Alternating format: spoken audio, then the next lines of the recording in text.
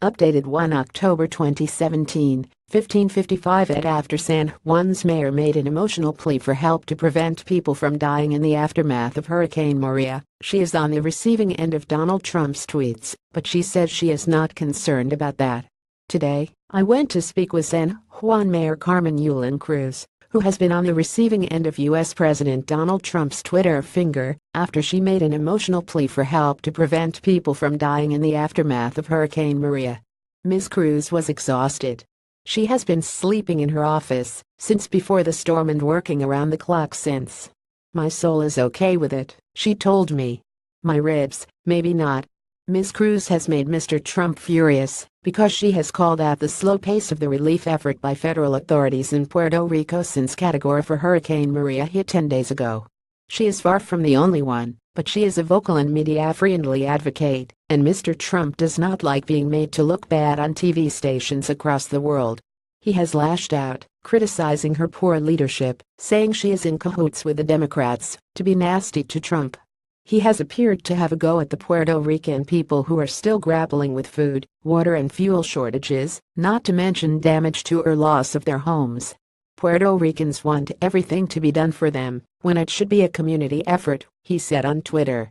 Aid arriving but delayed by complex distribution. For the record, over 3 days, we have spoken to no one who has received any government help beyond a few bottles of water, maybe a meal or some second-hand clothes.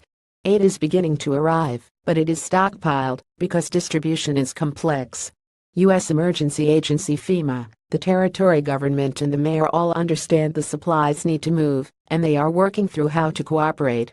Mr. Trump making the situation political is, to say the least, unproductive, although Ms. Cruz's critics also argue she is making political mileage. As for people helping themselves, everywhere we have seen residents clearing streets, sharing supplies, and many volunteering to cook and distribute food and water. There is no shortage of initiative, but the lack of fuel means accessing remote communities is problematic. Mayor says no worries about Trump's stash. When we arrived to see the Ms. Cruz, she was rushing off to an emergency at a local hospital. There was no time for our scheduled interview, but she invited us to come along, so we jumped in the tray of the big, black truck for a high-speed pelt along the highways of San Juan, tailed by ambulances and police. The San Francisco hospital's generators had failed. The entire facility was pitch black. Critical patients needed immediate evacuation. Ambulances screamed out of the facility, taking patients to other hospitals also operating on generator power. The mayor emerged and told us what had happened, supported her plea for help to stop people dying, the comments that so annoyed Mr. Trump. But she said she was not concerned about the stash with the president. "You say in Australia no worries," she told me.